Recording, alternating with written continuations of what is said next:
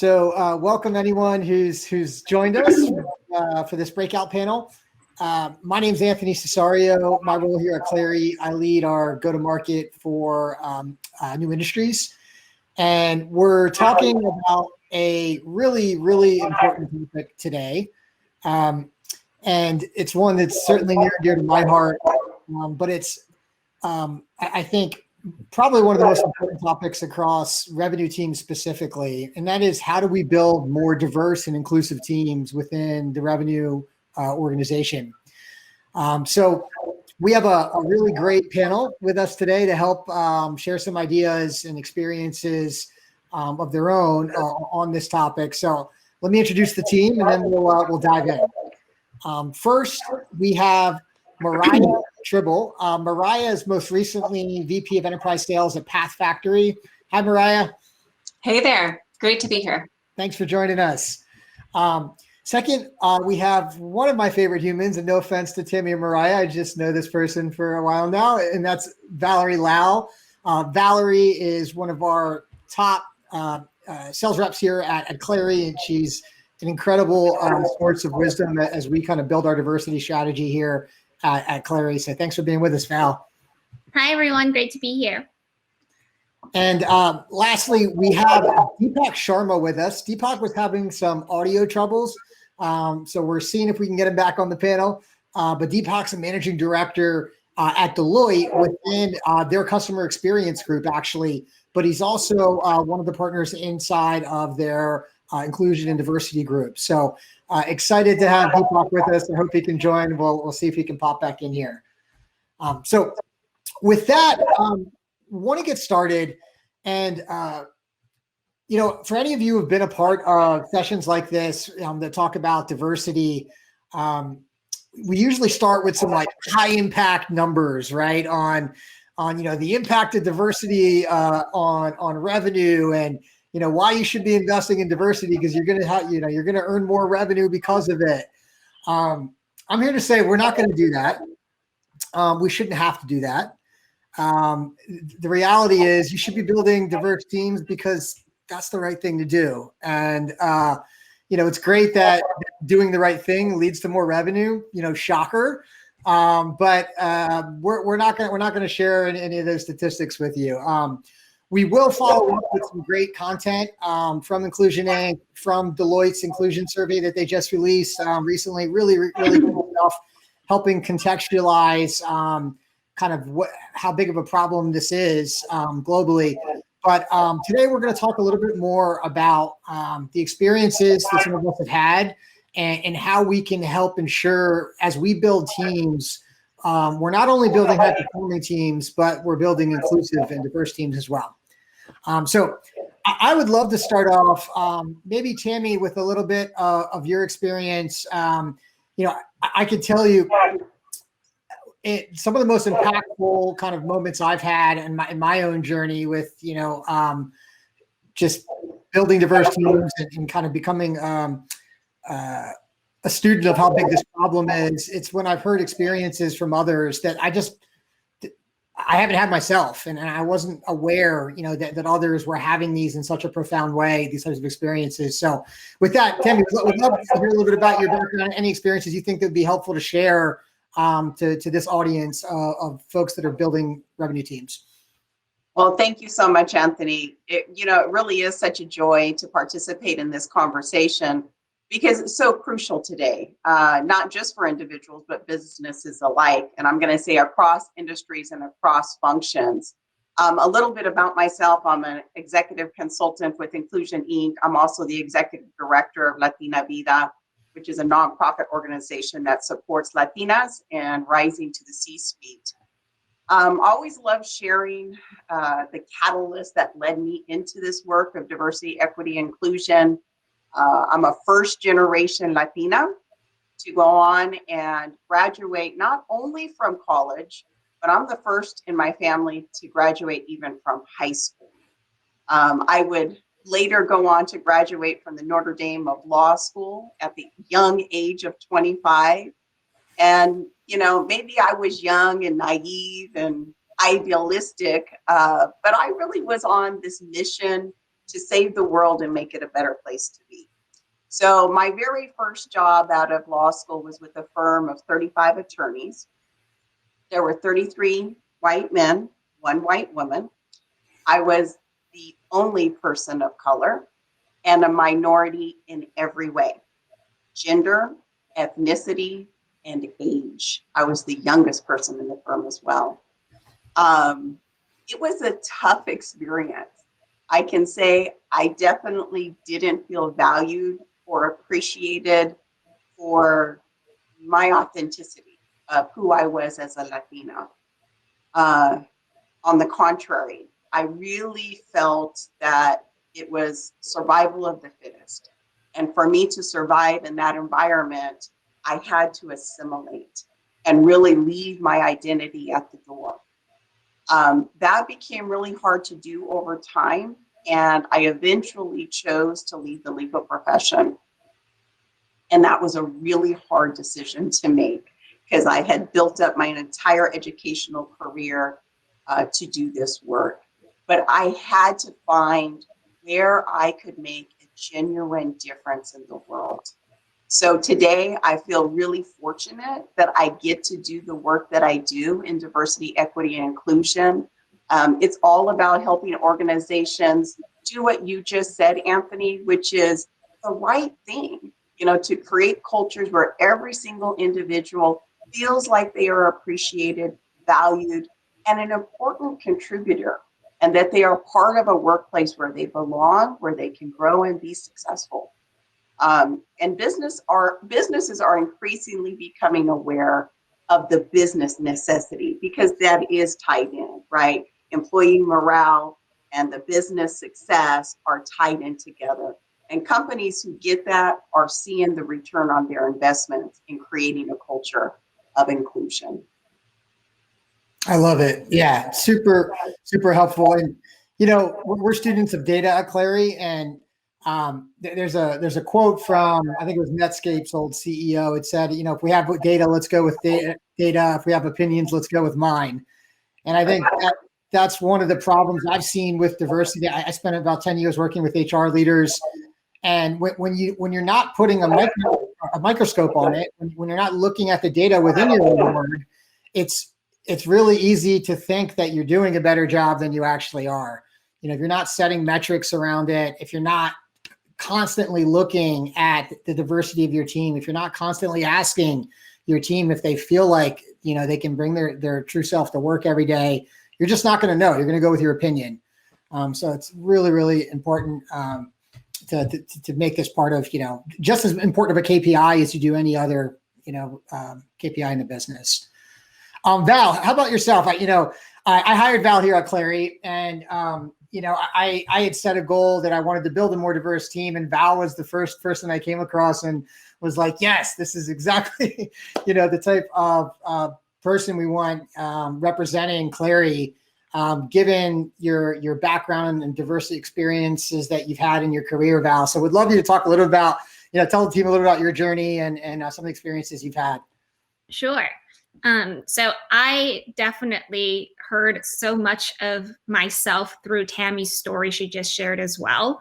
My background prior to joining Clary or even tech, I had a whole separate career on Wall Street.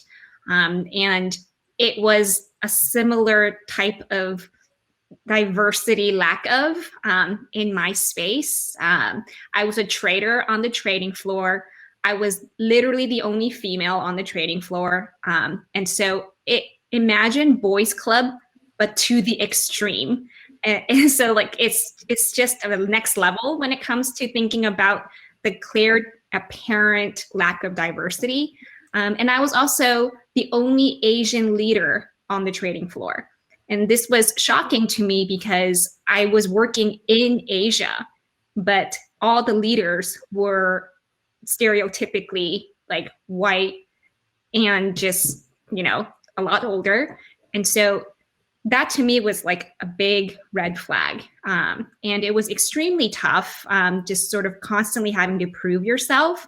And so when you become when you are part of a team where you stand out so visually and apparently, everything that you do somehow always goes back to, oh, well, you know, she's the diversity hire. And that's something that's really unfortunate, not just on Wall Street, but I also found in tech as well. I started in tech at a much larger company that was already public. And so after spending a little more than a year there, it was really important for me to make sure that I'm going to be part of an organization that had female leaders in the org early on, because they make a difference. This is what I also really love about Clary. We have a female CFO, Alyssa Filter. We have a female head of customer success, Amy. And then there was also a very apparent diversity in race, as well as age. I think age plays a big part as well in what we think about when we're thinking about diversity. And then the impact that you actually have in terms of diversity. Our team at Clary, the team that Anthony is very thoughtful in putting together, we all have different types of backgrounds. I definitely have a finance background, which is super uncommon, but not super common either, being in enterprise sales. And we also have a colleague that has a legal background. And so when we're talking about collaborating on a deal, he's helpful when I have a question about anything like, you know, master service agreement related. And then my colleagues have come to me to think about, like, how would you think about this from, like, if we need to present to a CFO perspective? So individual contributors having a diversity from that context definitely levels up the execution overall as a team. I love it. Awesome. Well, we're grateful to have you. And Val, like I said, plays a key role in our Better Together group, which is our internal group at Clary that we use to drive our diversity practices. So thanks for all that you're doing there, Val. Mariah, Valerie touched on something that I know is close to your heart, which is, you know, diversity in age, which is something that probably isn't talked about enough, definitely not in sales. You know, there can be sales teams, I know, with multiple generations on a single team. So when you think about, you know, you've built sales teams yourself, when you think about architecting diverse teams, would love some thoughts from you on what are things that you think about, what do you see, what would you recommend? And would love your thoughts on age diversity, especially. Yeah, I mean, age is a big thing. In fact, fun fact, I actually was turned down recently for a role because the other finalist was 10 years older than me, and they thought that was a better fit for their team of 20, 50-year-old men. So it is definitely alive and well, whether it's that you're not old enough or that you're too young. So there are definitely many experiences I've had throughout my life around age. And I think that if I think about this tactically, how can you go and build a more diverse team when it comes to age? The first thing is to, I think across the board, is not just age related, is make deliberate changes to your job description. Do you need to have a college degree? Is that a requirement? Or perhaps 5 to 10 years experience means that that's not required. Think about that. Then think about where you're sourcing your candidates from. Are you constantly going back to that same pool of candidates, that same recruiting agency? Or are you looking for unique associations or even mentorship organizations like Girls Club? And then look at your team. Have you been recruiting a specific ideal candidate age? And then think about your customers. Are your customers all the same age? And the answer is always no. So your sales executives do not have to be the same age either. And you're right, Anthony, I've been working on this for over 5 years now, being really conscious and intentional about the age diversity on my team. And most recently, I had a team of enterprise account executives ranging from mid-20s to late 50s. And I built out a buddy system for them because there are such strengths that come from experience, and there are such strengths that come from recent college education, right? College education and learning is much different than it was for those of us that graduated 20 years ago. So what you need to be doing as you are building and scaling your team is you need to be fostering collaboration and coaching inside the team as well. So I found that doing that buddy system where maybe I have an older and a younger person together, maybe I have someone that's just new to the sales profession and someone that's been in management consulting, whatever it is, really being intentional about pairing them up based on their skills and based on their areas where they need improvement. So, for example, a seller with 20 years experience might be really great at breaking the ice and starting to build that personal relationship, to build that trust, whereas a junior seller might be uncomfortable with that still. So pairing them to help on that angle. And then on the flip side, a junior seller who's gone through the training most recently might be really great at the discovery questions, whereas a more seasoned seller might think, well, I already know all the challenges. I know exactly how it's affecting you, so I don't need to listen. So this buddy system, we've got these tools in place today. My team uses Gong. So Gong makes it super easy to share a call. This can be a weekly meeting between these two people. Here's the call, go through, coach them on the specific areas for improvement. Gong even has automated scoring cards. And then what you'll find is that sellers are often more open to hearing feedback from each other than a manager. So it might be easier for them to listen. And it's something that you should change out monthly and flip those pairs around. So again, you're building that team, you're getting them talking, collaborating, and you're scaling the coaching for those of you that have many direct reports and don't have time to do as much as you'd like to. I love it. Super helpful. We love Gong, another great Clary customer. Chorus.ai, another option out there if you guys are looking to record calls and analyze them. Another great partner of ours. You mentioned something that I think a lot about, which is being intentional, right? Like you can have the best intentions, but it's different being intentional. And that's something that I work really closely with my recruiting team on is we have to say what we're going to do and build goals around it and actually be intentional about doing it if you're going to build a diverse team. And, one of the reasons that it's tied to this topic, right, building diverse, high-performing teams is because in this high-growth world, as you know, Mariah, we get this pressure for hiring quickly, right? You have to hire fast, right? Because we have these targets to hit, and the board's asking us about headcount, coverage, and all this. And speed is the enemy of diversity. And so for me, I've run into that a lot over the years, building teams, and I've never missed my number. So I always, look, it'll work out in the end. If you hire the right candidate, you're going to deliver on your numbers. It's a fallacy to think that speed is going to prevent you from hiring a more diverse team. I'm a really big believer of that. Deepak, welcome. Glad you could make it back for us. Yeah, glad to be here. Hopefully you all can hear me this time and it's working two-way. So. Yeah, we hear you great. Deepak, we're talking a little bit about tips for building diverse teams. I know you've done a lot of great work, both internally at Deloitte and customer facing, around these topics. Would love any thoughts that you have on what are some of the tips that you would recommend when building diverse teams? Yeah, happy to. First of all, just to say, I caught almost all the stories and really moved by all the experience and stories of other people on the panel. Tammy, Mariah, Val, unbelievable stories, and really glad to be on the stage with you. One thing I would add, as we are talking about, I think, Mariah, we call it reverse mentoring in Deloitte, pairing up like an analyst with a senior partner, for example. So we do the similar thing because there's a lot to learn.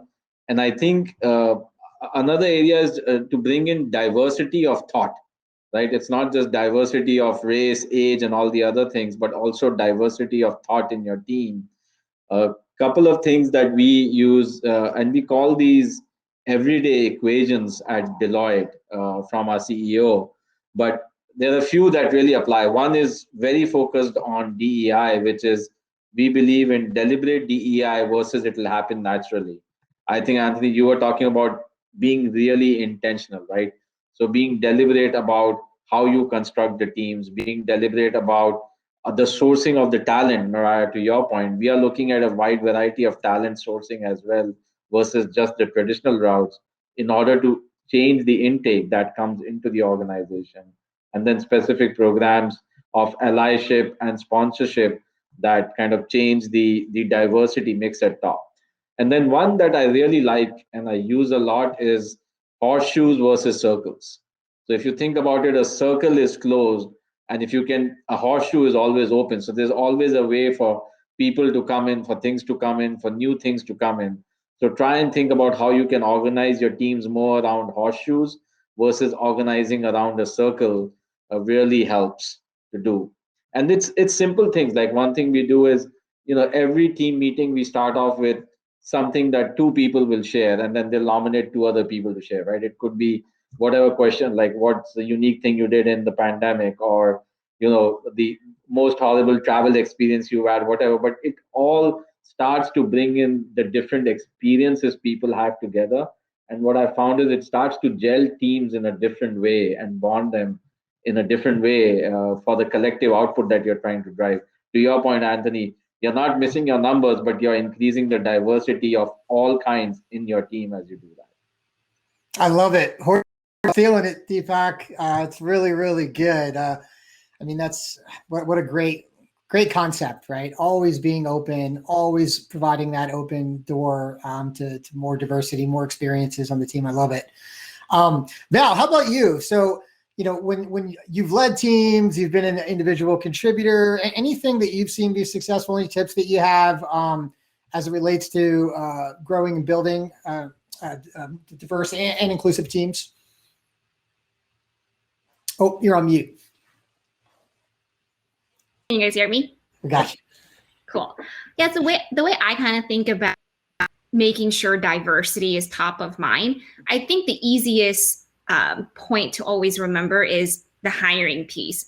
But especially where I'm sitting now as an individual contributor, it's really about building an inclusive culture, which is not just happening when you're thinking about scooping for potential candidates or during the interview process. I think a recent experience for me, for example, is, me being of Asian descent, there are a lot of Asian hate crimes happening, unfortunately, in our country. And I made it an effort to reach out to anybody that wanted to have a discussion about it, and making everyone feel like it's safe culturally within our company to feel connected, to feel vulnerable, and that we're there to support specifically in that perspective. Because what I'm finding in my career and just sort of my network is the power of word of mouth, separate degrees of connection, and just thinking about long-term networking is extremely powerful. I take every conversation that comes my way, no matter what, how green they are or how tenured they are on LinkedIn, because hiring is a team sport to me. And I know that this is something that's very near and dear to our CEO, Andy, as well. The person that you might be talking to, perhaps not the perfect fit for the role that they're trying to connect to you with, but you definitely want that person to leave the conversation remembering that the culture at your company is one that supports diversity. It's something that they would recommend to their buddy who you never know. They might be the next Mariah Tribble in her early career, right? And so I always want to make sure I'm thinking about diversity beyond just hiring, but culturally, what are you doing to sort of even empower the engineers in my company that has nothing to do with creating a high-performing sales org? Because you don't know if maybe their sister is going to be a power seller in the future. I love it, Val. Really, really great. Awesome. And I agree with you. Couldn't be more grateful for Clary for helping us not only get to be a part of that culture, but continue to build it and grow it. It's really, really exciting. Awesome. Tammy, would love to round this out with you. I know we had, there was a concept that you had, I really loved as we talked last week. You talked about allyship a bit. But would love you to explore that a little bit more. I know that's an important part to Val's point of building inclusive cultures, not just teams. But yeah, would love to hear you talk about allyship. Absolutely. Great grateful to be able to do that and really give some tangible takeaways, just as Deepak and Mariah have done, and Val as well. You know, the question becomes, what can we do personally to be a part of the solution and not a part of the problem? And so we do a lot of coaching around inclusive leadership. And recently, we've really focused on allyship, because allyship is something anybody at any level within the organization can embrace. And so we call it the 4 A's to allyship. The first A is awareness. And awareness, we're talking about being aware of our own human tendency to have unconscious biases that can lead to what is often unintentional microaggressions and micro inequities in the workplace, which can cause people to feel devalued. The second A is advocacy, which involves intentionally, and somebody said that word earlier, intentionally using one's power, influence, and privilege to support a company's diverse talent. And that can be in recruiting, interviewing, promoting practices.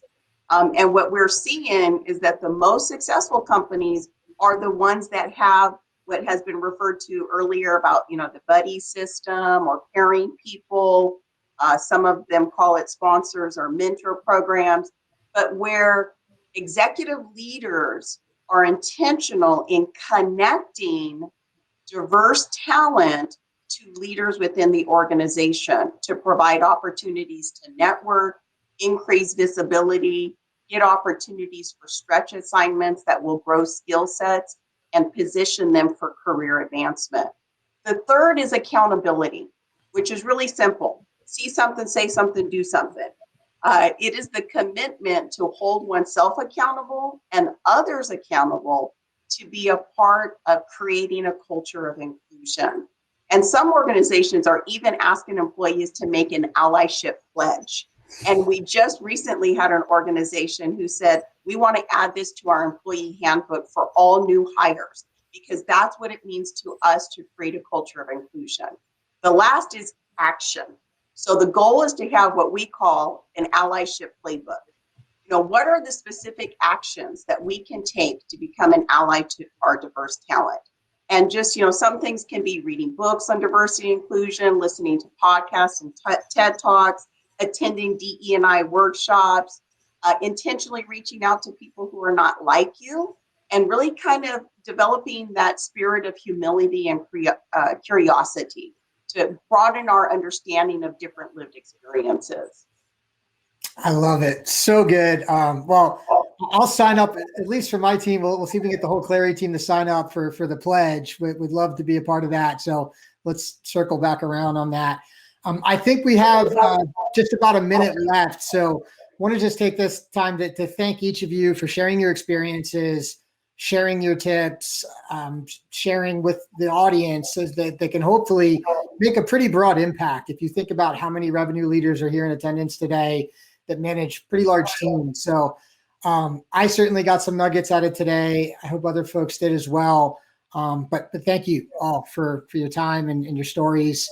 And with that, hope you enjoy the rest of the day. Lots of great content in the rest of GenR. And let us know if we can be helpful. Reach out to the panelists on LinkedIn, and we'll follow up with some content as well. Thanks. Thank you.